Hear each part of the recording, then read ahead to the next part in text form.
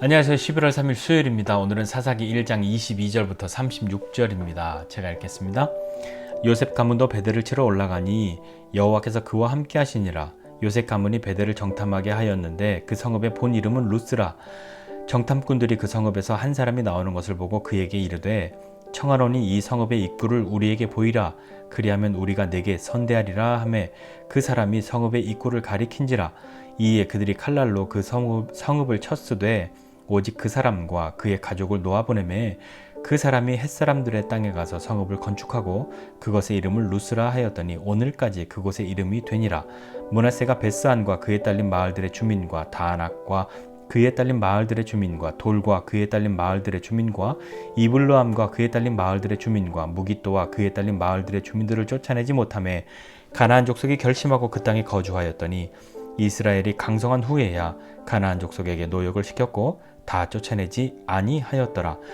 에브라임이 게셀에 거주하는 가나안 족속을 쫓아내지 못하매 가나안 족속이 게셀에서 그들 중에 거주하였더라. 스불론은 기드론 주민과 나할롤 주민을 쫓아내지 못하였으므로 가나안 족속이 그들 중에 거주하면서 노역을 하였더라. 아셀이 악고 주민과 시돈 주민과 알랍과 악십과 헬바와 아빅과 르홉 주민을 쫓아내지 못하고 아셀 족속이 그 땅의 주민 가나안 족속 가운데 거주하였으니 이는 그들을 쫓아내지 못함이었더라. 납달리는 베세메스 주민과 베다낫 주민을 쫓아내지 못하고 그 땅의 주민 가나안 족속 가운데 거주하였으나 베세메스와 베다낫 주민들이 그들에게 노역을 하였더라. 아모리 족속이 단 자손을 산지로 몰아넣고 골짜기에 내려오기를 용납지 아니하였으며 결심하고 헤레스 산과 아얄론과 사알빔에 거주하였더니 요셉의 가문의 힘이 강성하매 아모리 족속이 마침내는 노역을 하였으며 아모리 족속의 경계는 아그랍빔 비탈의 바위부터 위쪽이었더라. 아멘. 이제 북쪽에 있는 지파들의 정복에 대한 보고를 보게 됩니다.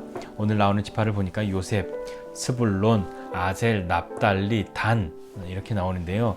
자, 이들은 어떻게 정복하였는지 어떤 이야기들이 있는지 한번 보죠. 요셉의 가문은 올라갔습니다. 베델을 치러 올라갔는데 여호와께서 그와 함께 하시니 이렇게 말하고 있습니다. 이 표현은 굉장히 특징적이고 의미가 있는 말이잖아요. 하나님이 함께 하신다. 이기는 거죠. 하나님이 약속하신 것을 이루시는 거죠. 그 땅을 취하게 되는 거죠. 그 땅을 요셉의 손에 넘겨주신 거죠. 그렇게 갔습니다. 근데 정탐을 해요. 정탐을 하는데 한 사람이 나오니까 입구가 어딘지 알려줘. 그러면 내가 나중에 너희는 선대할게 이렇게 이야기합니다. 여기 선대라고 하는 표현은 구약의 인자라는 그런 말과 같은 단어예요. 그러니까 너희가 나한테 이렇게 정보를 주고 알려주면 다 멸을 하지만 너는 살려줄게 라고 이야기하는 거죠. 먼저 약속을 제안한단 말이에요. 먼저 약속을 제안하는 것이 왜 잘못됐냐? 뭐 그렇게 이야기할 수 있겠지만 그것은 어쩌면 그들이 또 다른 마음, 예를 들어 믿음 없음, 불순종 이런 것을 내포하고 있지는 않은가 하는 생각을 해보게 됩니다. 정탐에 대해서는 또 이야기가 있잖아요. 가나안을 먼저 정탐했잖아요. 그리고 여리고성도 정복할 때 정탐했잖아요. 정탐했는데 여리고의 정복과 지금 그 정탐과 지금 베델의 정복이 뭐가 다르냐면 베델은 먼저 약속을 제안했단 말이에요. 근데 여리고에 있을 때는 그 라합이 제안을 한 거죠.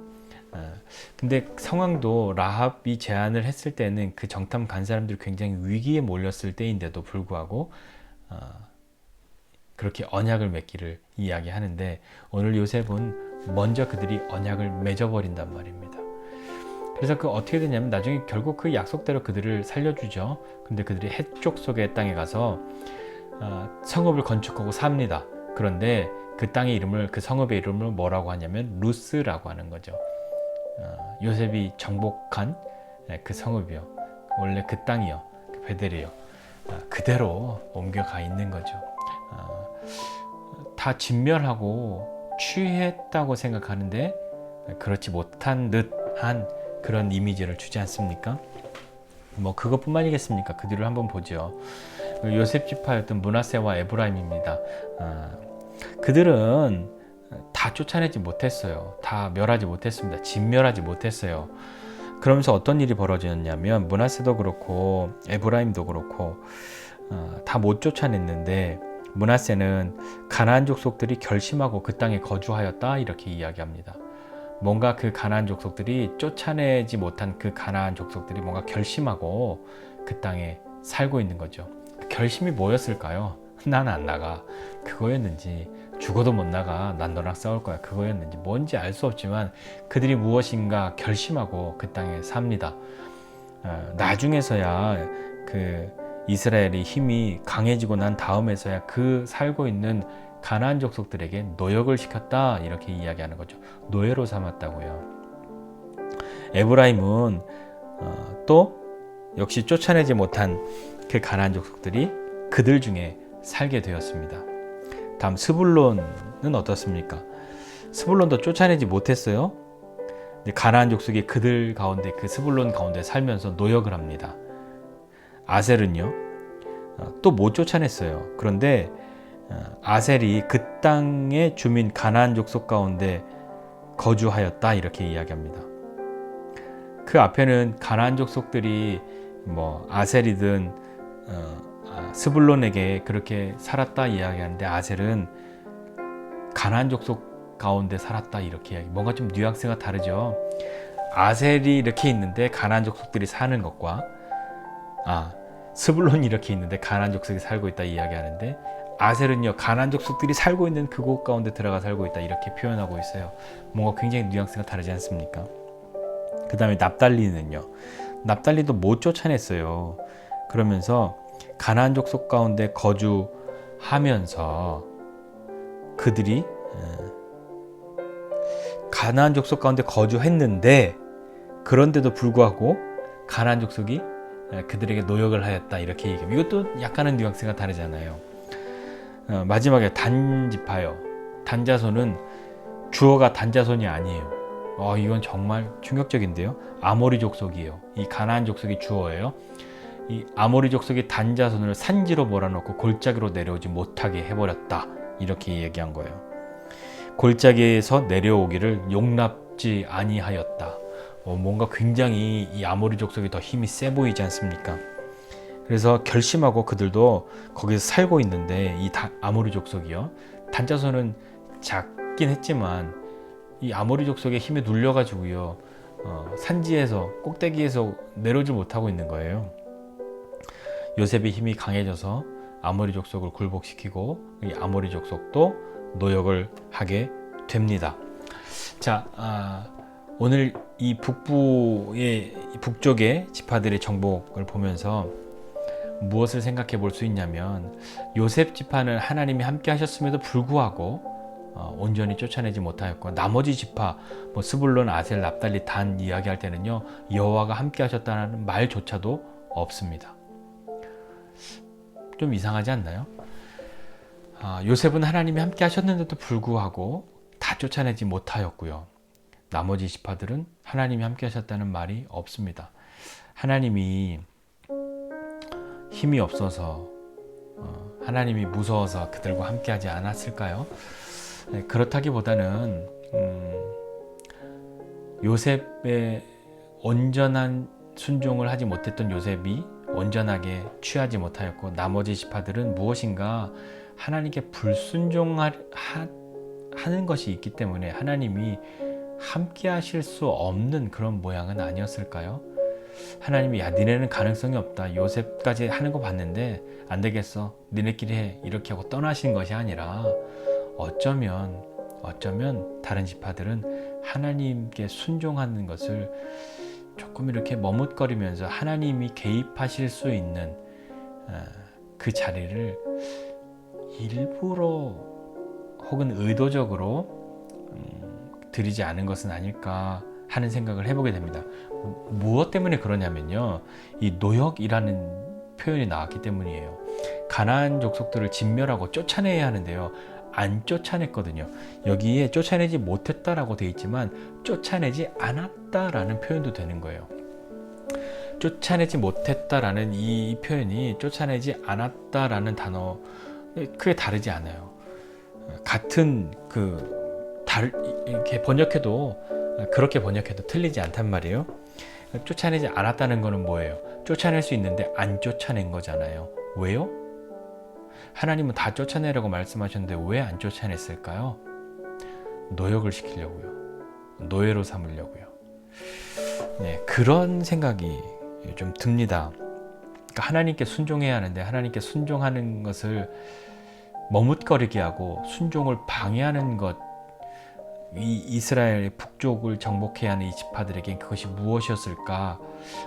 혹시나 그들의 눈앞에 보이는 어떠한 이득, 편리함 그런 것 때문은 아니었을까요? 하나님께 순종하면 되는데 그러면 그 땅을 취할 수 있는데 싸우기 너무 힘들고 쟤네 너무 세 보이고 그러니까 그냥 적당히 이렇게 하고 싶은데 거기에 보니까 이거 다 안 쫓아내면 정복하면 얘네를 우리가 노예로 쓸 수 있잖아. 사실 이것은 어쩌면 가나안 스타일인 거죠. 그 이전에 앞에 우리가 본 아도니벳에게 엄지손가락 엄지발가락 자른 이야기도 가나안의 스타일이잖아요. 이스라엘 백성들이 광야 생활하고 가나안 정복 전쟁을 하면서 어느새 슬금슬금 가나안의 이 영향력 아래로 들어가 있는 것은 아닌가 하는 생각을 해봅니다. 하나님 순종해야 하는데 상대가 강해 보여서 아니면 그들의 노동력, 노예로 삼을 수 있는 기회, 그런 것을 가지려고 적극적으로 순종하지 않는 듯한 모습을 보임으로써 하나님의 개입을 지연시켰던 것은 아닐까요? 우리는 어떻습니까? 하나님께 순종해야 한다는 건 알죠. 순종하고 싶기도 하지요. 그런데 머뭇거리게 되는 이유는 뭘까요?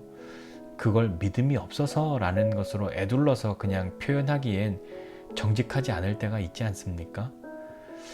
이렇게 하면 내가 손해인데, 이렇게 하면 훨씬 이득인데, 그래서 순종하는 것을 머뭇거리는 것은 아닌지요. 결국엔 이들이 이렇게 하나님의 명령을 어기고 가나안의 모든 족속을 진멸하라 이야기했는데 말씀하셨는데 그것을 어기고 남겨두었던 것, 그리고 그 남겨둔 족속들을 자신들의 이득을 위해서 노역을 시키고 노예로 삼은 것, 그것은 그들이 하나님 앞에 큰 죄를 범한 것입니다. 그래서 죄를 짓고 자신들의 이 앞날에 대해서 자신들 스스로가 하나님 말씀 명령과 타협해서 이 정도는 괜찮겠지, 요만큼 남겨두고 내가 좀 편안하게 살겠다고 하는데 그건 괜찮겠지 했던 그런 마음들이 나중에 하나님 앞에 심판을 받는 그런 이유가 되는 그런 것이 아닐까요? 가나안 족속을 남겨두면 왜 안 될까요? 이스라엘이 훨씬 센데요. 그냥 노예로 삼을 수도 있잖아요. 그런데 첫 번째로 하나님이 모든 족속을 진멸하라 라고 말씀하셨던 것을 기억해야 합니다. 그들이 여전히 살아있으면 그들의 영향을 받기가 쉽겠죠. 특별히 가나안에 지내면서 그들이 앞으로 보면 우상의 그런 영향을 얼마나 많이 받습니까? 이 베델에서 살려준 한 가족도 여전히 그들의 뿌리를 그대로 가지고 해적 속의 땅에 들어가서 루스라고 성읍을 건축하고 그대로 살고 있는데요. 남겨두면, 그러니까 명령대로 하지 않으면 올무가 됩니다. 오늘 다시 한번 생각해 보면서 내가 하나님의 말씀에 순종하지 못하는 것은 믿음이 적어서요 라고 말하는 것이 정말 사실인지 아니면 또 다른 마음이 있는지 한번 살피고, 하나님 말씀을 잘 모르겠어서요, 하나님 명령을 잘 모르겠어서요 라고 하는 것이 사실이라면 하나님 말씀을 알 수 있도록 그분이 하신 말씀을 보아야 하지 않을까요? 듣지 않고 보지 않고 잘 모르겠어요 라고 말하는 건 조금 정직하지 않은, 길이 있는데 그 길 안 가면서 길 안 보여요 라고 말하는 것과 똑같지 않습니까?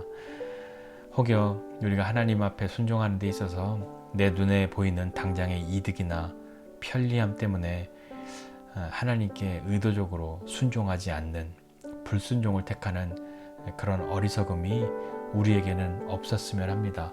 사람이 어떻게 안 그러겠습니까? 그런 일도 겪죠. 그런 일 겪고서라도 우리가 반드시 배워야 하는 것은 그분의 말씀에 순종하는 것이라고 한다면, 할 수 있다면 그런 것 안 겪고 그렇게 불순종하지 않고 순종하면 좋겠고, 불순종했다가도 깨달아지면 바로 돌아올 수 있는 그런 믿음, 그것이 믿음이니까요. 그렇게 믿음으로 하나님 앞에 나아가서 불순종하는 것과 멀어지는 저와 여러분 모두가 되시기를 주님의 이름으로 축복합니다. 기도하겠습니다. 하나님 아버지, 은혜와 사랑을 감사드립니다. 하나님 말씀하신 것, 하나님 명령하신 것, 또 기록된 하나님의 말씀을 보면서 무엇이 하나님의 뜻인지 알 수 있고 또 알고 있는데, 때로 나는 믿음이 적어요 라는 핑계로 하나님의 말씀을 순종하지 않고 의도적으로 불순종의 길을 택할 때, 그것이 정말 믿음 없음이거나 듣지 못하였음, 알지 못하였음이 아니라 혹 하나님께 순종하는 것 대신에 다른 것을 선택한 것은 아닌지요. 당장에 내 눈앞에 보이는 이득이나 어떤 편리함이나 가나안에서 보아왔던 꿈꾸어왔던 그런 것들처럼 내가 누려야 하는데, 이렇게 되면 그렇게 되겠는데 하는 것을 포기하지 못하여서 순종하지 못하는 그러한 어리석음을 우리는 겪지 않도록, 우리는 하지 않도록 주님 은혜 베풀어 주시고, 순종을 방해하는 것으로부터 그것이 무엇인지 안다면 기꺼이 단호하게 멀어지는 우리 될 수 있도록 주님 힘 주십시오. 그리고 용기 주시고 격려해 주십시오. 함께 해 주십시오. 예수님의 이름으로 기도드립니다. 아멘.